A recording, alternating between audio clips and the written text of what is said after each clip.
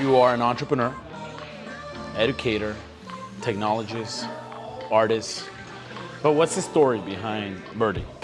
Oh, I feel so I'm like humbled by hearing all of those things, because I think that like every one of those has like come with like its own journey, you know? Yeah. And some of them have been more significant and meaningful, and I'm very much still on that path. But Birdie, like, they call you Birdie, and I'm like, well, who is they? And those are the children. So I would say that my true like path and the unfolding of where I am now really began when I became a Montessori teacher. The three tenets of Blooming with Birdie are: we are engaging, we are educational, and we are entertaining.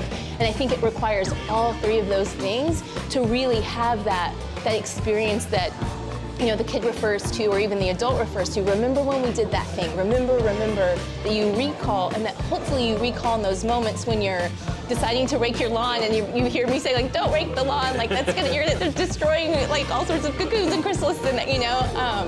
But that you have those opportunities to have that like deep, meaningful experience that is, you've used your physical and you've also had and developed some sort of like emotional connection as well. Absolutely. And that is where I do a lot of like, which I would have never guessed this would have been one of my strategies, but we have them dress up. You become a monarch butterfly. I love that. You become a bee, and like the number of adults that like put on that bee costume, and I'm like, I should have brought you one. I should have brought you some wings.